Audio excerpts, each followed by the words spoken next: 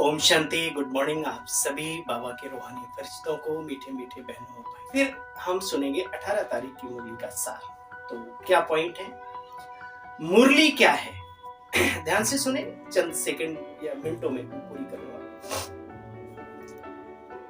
बच्चे, भगवान के महावाक्य है मुरली। ये मुरली साधारण नहीं है जितना हम समझ लेते हैं। भगवान की सोच देखो, ईश्वर की सोच, खुदा की सोच, वो है ये मुरली। ईश्वर की भावना है मुरली, क्योंकि मुरली के द्वारा ही भगवान अपनी भावनाओं को अपने बच्चों के सामने व्यक्त करते हैं, संसार के सामने ज्ञान का भंडार खोलते हैं। ये वो मुरली है, इसको साधारण समझ कर नहीं सुना। दिव्य गुणों का श्रृंगार है मुरली, प्रभु का प्यार है मुरली, असुरियता पर विजय पाने की तलवार है मुरली, ईश्वरीय ज्ञान का भंडार है मुरली। महसूस होता है, हर रोज बाबा नई नई पॉइंट सुनाते। दान, पुण्य, जप, तप, हठ, योग, कर्म, कांड, यज्ञ, वेद, पुराण, शास्त्र, सभी का सार है मुरली। इसको जरा चिंतन करना कि बाबा कहते हैं मैं सभी वेदों, शास्त्रों, पुराणों, उपनिषदों का सार सुनाता हूं। ये उस मुरली में सुनाते हैं बाबा। ब्राह्मणों की संपन्नता का आधार है मुरली। तो ऐसी प्यारी मीठी मुरली बाबा की हम सब सुनेंगे, उसका सार सुनेंगे और जीवन में करेंगे श्रृंगार।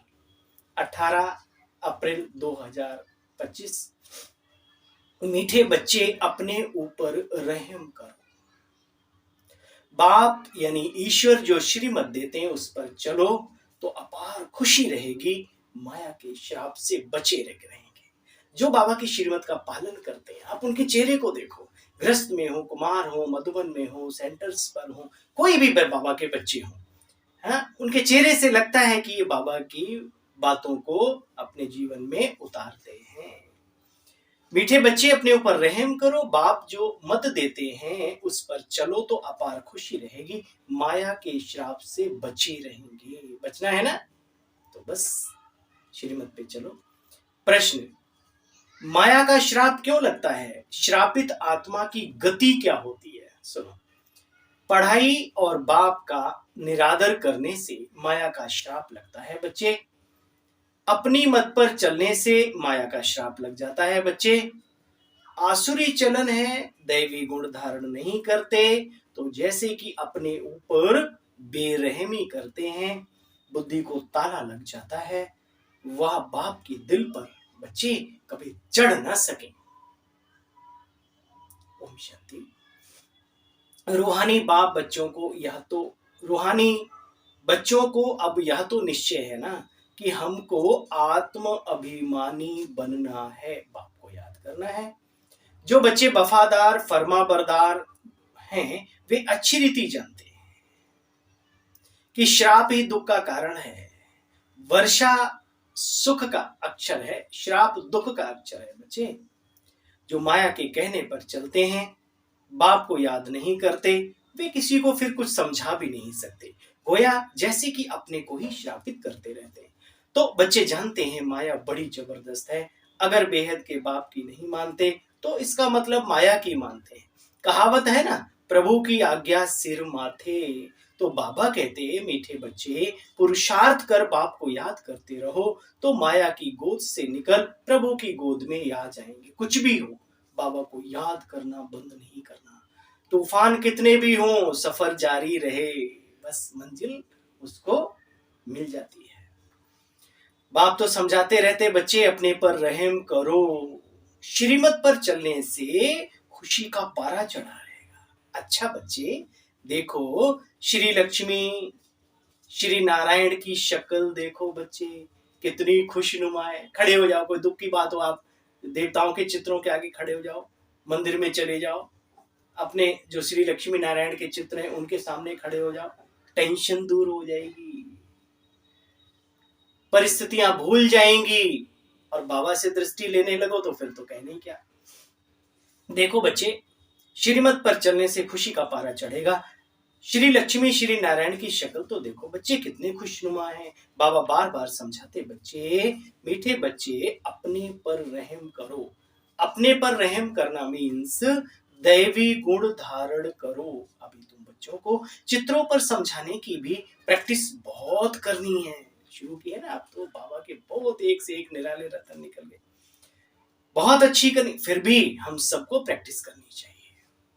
बाप सब सेंटर्स के बच्चों को समझाते रहते हैं, नंबरवार तो है ना, कई बच्चे राजाई पद पाने का पुरुषार्थ करते ही नहीं, तो फिर प्रजा में जाकर के क्या बनेंगे जब सर्विस ही नहीं करते, तो अपने पर तरस ही नहीं आता। अपना कल्याण करने के लिए बच्चे ज्ञान के साथ साथ योग की अवस्था भी बहुत अच्छी चाहिए, ठीक है। योग में ना रहने के कारण कुछ भी कल्याण होता नहीं। अच्छा बच्चे, योग नहीं करेंगे तो पवित्र कैसे बनेंगे? योग बिगड़ तो पावन बन ना सके। योग में बहुत कच्चे हैं, बहुतों को याद करने का अकल ही नहीं आता, याद की वैल्यू नहीं, समझ नहीं, तो कैसे याद आएगी बाबा की। देखो बच्चे, बाप तो कहते हैं अपने पर रहम करो, अर्थात योग में रहो। देखो, वैल्यू जिस चीज की होती है उस तरफ बुद्धि अपने आप खिंचती चली जाती है। भोजन की कीमत है, भूख की कीमत है, तो भोजन की तरफ मालूम है चक्कर आ जाएंगे, गिर पड़ेंगे। ऐसे ही जीवन में जिस चीज की वैल्यू होती है, जरूरत होती है, उस तरफ व्यक्ति खिंचता चला जाता है। तो जिस दिन ये समझ में आ जाएगा कि हमें इस ज्ञान के साथ साथ योग की भी जरूरत है, उस दिन अपने आप योग कैसे लगता है अपने आप सीखने लगोगे। बाबा कहते बच्चे देखो, खबरदार रहो, फिर जो जितना सर्विस करेंगे शोभेंगे, नहीं करेंगे तो कोई काम के नहीं रहे। बाप तो फिर भी बच्चों को कहते खबरदार रहो, माया बच्चे नाम रूप के धोखे में बहुत फंसाती है। बाबा समझाते हैं कर्मेंद्रियों से कभी कोई खराब कर्म नहीं करना। कोई भी गंदा आदमी जिसकी चलन ठीक ना हो उससे बचकर रहो। ऐसों को फिर ज्यादा घास नहीं डालनी चाहिए। मना करने का मतलब इन द सेंस कि ऐसा नहीं कि उसको क्लास से भगा दो, क्योंकि एक बात याद रखो, दुश्मनी किसी से नहीं लेनी, और दुस्तर बुद्धि वाले तो फिर उनसे तो बिल्कुल ही नहीं लेनी, क्योंकि हमारा फिर ज्ञान योग छूट जाएगा। इसलिए बाबा कहते हैं उनको तरीके से, युक्ति से उन्हें मुक्त कर दो उस स्थान से, नमस्ते कर दो, है ना। जिनकी दृष्टि वृत्ति अच्छी नहीं है ना, जो बहनों के पास सिर्फ टाइम पास करने के लिए आते हैं, ज्ञान योग से कोई मतलब नहीं, तो पता तो लग जाता है ना। बाबा कहते बच्चे देखो, सब बच्चों को खबरदार करते हैं बाबा, बच्चे कहां अपने कुल का बदनाम नाम ना करो। यहां तुम आए हो अपनी सदगति पाने के लिए, ना कि बुरी गति करने के लिए। बच्चे बुरे ते बुरा है काम, फिर बुरा है क्रोध। तो बच्चे बाप समझाते हैं अपनी बड़ी संभाल करनी है। बाबा कहते अपनी सर्विस पर तत्पर रहना चाहिए। बाप की याद में रहते रहते पिछाड़ी में घर चले जाएंगे।